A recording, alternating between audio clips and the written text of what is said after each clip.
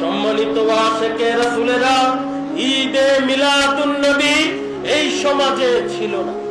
আমরা জেনেছি রাসূল সাল্লাল্লাহু আলাইহি ওয়াসাল্লাম পহেলা 12 রবিউল আউয়াল জন্মগ্রহণ করেছেন এবং 12 রবিউল আউয়াল ওফাত লাভ করেছেন। সম্মানিত আশিকে রাসূলেরা, আমার মনে আছে আমি যখন ছোট ছিলাম, স্কুলে পড়ি, তখন বাংলাদেশে সিরাতুন নবী পালিত হতো, আবার ফাতিহায়ে দোয়াজ দম পালিত হতো। তখন তারা বিভিন্ন ভাবে হাসাও যাবে না, কান্নাও যাবে না, এই দিনে খুশি হওয়া যাবে না, বেজার হওয়া যাবে না। কিরূপ বিপদে মুসলমান যাবে। ঈসা আলাইহি ওয়াসাল্লামের জন্মদিন, যিশু খ্রিস্টের জন্মদিনে খ্রিস্টানরা 7 দিন বন্ধ, সবকিছু বন্ধ, আনন্দ ফুর্তি করতে ঘুরে বেড়ায় সারা দুনিয়ায়। ক্রিসমাসের বন্ধ বলে তারা চলে। গৌতম বুদ্ধের জন্মদিনে বৌদ্ধরা আনন্দ করে, উদযাপন করে, উল্লাস করে তার গৌতম বুদ্ধকে খুশি করার জন্য। ভগবান শ্রীকৃষ্ণের জন্মদিনে হিন্দুরা মানুষকে বিলিয়ে খাবার বিলায়, ডেকে এনে পূজা করে, চিৎকার করে, উল্লাস করে। দুঃখের বিষয়, বিশ্বের অন্যতম বড় জাতি, অন্যতম বড় ধর্ম ইসলাম, 107 কোটি মুসলমানের ধর্ম, অথচ আমরা ঈদে মিলাদুন নবী পালন করছি না, করতে পারি না। আমরা হাসতেও পারবো না, কাঁদতেও পারবো না, খুশিও হব না, বেজারও হব না, ফাতিহায়ে দোয়াজ দম পালন কর। এমন এক বেড়া জালে পড়লাম, এমন এক রাজনীতির শিকার হলো মুসলমানেরা, এমন এক চক্রান্তের শিকার হলো মুসলমানেরা, যারা বলে এই দিনেই রাসূল জন্মগ্রহণ করেছেন এবং এই দিনেই ওফাত লাভ করেছেন, ফাতিহায়ে দোয়াজ দম পালন করে। আমার মুর্শিদ কেবলা, তিনি শুধু মুজাদ্দিদ নন, সংস্কারক, ধর্মের প্রতিনিয়ত সংস্কার করে যাচ্ছেন। তিনি সমাজে সংস্কার করলেন একটি কথা, সৃষ্টিকুলের শ্রেষ্ঠ ঈদ দয়ার রাসূলের জন্ম ঈদ। তিনি বললেন, রাসূলুল্লাহ সাল্লাল্লাহু আলাইহি ওয়াসাল্লাম 12 রবিউল আউয়াল জন্মগ্রহণ করেছেন আর পহেলা রবিউল আউয়াল ওফাত লাভ করেছেন। এ কথা বলার সাথে সাথে ইসলামের জ্ঞানী গুণী আলেম বৃন্দ সব ঝাঁপ দিয়ে পড়ল। পাইলেন কোথায় এ কথা, পাইলেন কোথায়? তখন আমার মুর্শিদ কেবলা তো শুধুমাত্র ওলি আল্লাহ নন, উনি সর্বজ্ঞানে জ্ঞানী। কোন জ্ঞানে জ্ঞানী? সর্বজ্ঞানে। উনি মাদ্রাসায় পরিহিত টাইটেল পাস, মাদ্রাসায় স্ট্যান্ড করেছেন। উনি বাংলাদেশ স্বাধীন হওয়ার জন্য 9 মাস যুদ্ধ করেছেন এই দেশকে স্বাধীন করার জন্য। ওনার পরিচয় খুব ছোট না, যারা জানেন না তাদের জন্য বলছি। উনি একদিকে যেমন ছিলেন দেশের জন্য মুক্তিযোদ্ধা, আর দেশ স্বাধীনের পরে নেমেছেন মুসলমানদেরকে স্বাধীন করার যুদ্ধে। এখনো যোদ্ধা।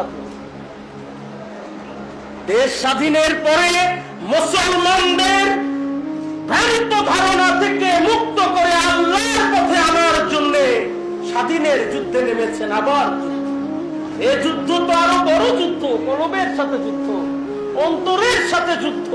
তখন করেছেন পাকিস্তানি হানাদার বাহিনীর সাথে, এখন চলছে নফসের সাথে যুদ্ধের খেলা। যুদ্ধ চলছে, যুদ্ধ চলবে, কন্টিনিউ। এই যুদ্ধে আমরা আছি, আমরা থাকবো। যে কথা বলছিলাম, তখন মুর্শিদ কেবলা একের পর এক দলিল দেওয়া শুরু করলেন। রাসূল সাল্লাল্লাহু আলাইহি ওয়াসাল্লাম পহেলা রবিউল আউয়াল ওফাত লাভ করেছেন। 1 নম্বর দলিল, বিদায়ী হজের 81তম দিনে রাসূলুল্লাহ সাল্লাল্লাহু আলাইহি ওয়াসাল্লাম ওফাত লাভ করেছেন। কততম দিনে? 81তম দিন। বিদায় হজ কোন মাসে? জিলহজ মাসে। জিলহজ মাসের কত তারিখ? 9 জিলহজ, 9 তারিখ। আরবি মাসের সর্বশেষ মাস জিলহজ মাস। জিলহজ মাসের 9 তারিখ থেকে শুরু করে পরের মাসের নাম কি? মুহররম মাস। মুহররম মাস কত দিনে? 30 দিনে। 30 দিনের মুহররম মাস। আগের কত দিন? 21 দিন। 30 আর 21 কত? 51 দিন। তারপরের মাস সফর মাস। সফর মাস কত দিন? 29 দিন। 51 আর 29 কত? 80। আর 1 তারিখে রাসূল সাল্লাল্লাহু আলাইহি সাল্লাম ওফাত লাভ করেন। 81তম দিন কোনোভাবেই 12ই রবিউল আউয়াল হয় না। যদি 12ই রবিউল আউয়াল হইতে হয় তাহলে আরো 11 দিন সামনে গিয়ে করতে হবে, তাহলে 92 দিন পরে হবে। অতএব এই দলিলেই 92 দিন পরে রাসূলের জন্মদিন হতে পারে না। 1 নাম্বার দলিল।